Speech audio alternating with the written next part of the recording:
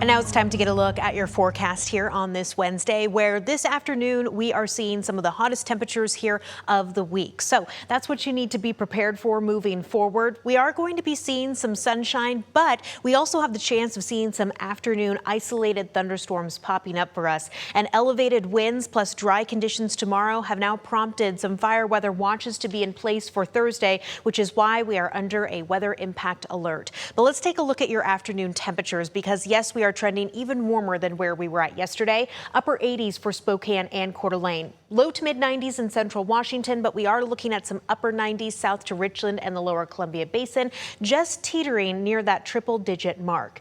As we take a look through this afternoon, however, though, and our convective outlook, all these areas that are shaded in green have the slight chance of seeing some isolated thunderstorms pop up, although our greatest chances are going to be over the Cascade Mountains, as well as our northern mountains of Washington and North Idaho. Within these thunderstorms, we could see things like pea-sized hail, gusty outflow winds with gusts up to 45 miles per hour, isolated lightning, and at times even heavy downpour rain possible. So getting into our future tracker, Spokane and Coeur d'Alene prepares to see a mix of sun and clouds, but we start to see some of this activity popping up right around 2 p.m.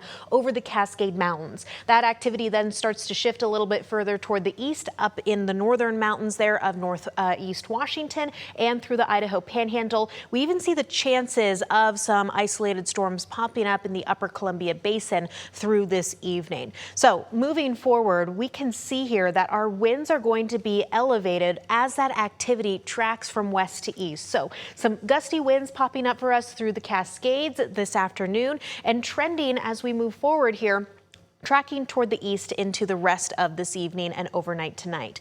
Tomorrow in general, as we prepare for an incoming system that significantly cools us down this weekend, our winds are picking up ahead of that system. So gusts are going to be near 30 miles per hour tomorrow. That combined with relatively low humidity, as low as 12%, indicating just how very dry we're preparing to see on Thursday. We now have fire weather watches for much of central and eastern Washington. So that's the big reason why we are under a weather impact alert, because tomorrow we could see conditions here with critical fire weather danger, meaning that fires could be started and spread rapidly. So that's why we're under that weather impact alert for Thursday. Dry conditions, elevated winds ahead of that incoming system here that arrives for us on Friday and significantly drops down our temperatures. Winds will remain elevated through Sunday with shower chances Friday through Sunday as well, even cooler temperatures lingering into next week. A reminder that with the wet weather here on the way, you can always stream our live local radar for free on the KREM 2 app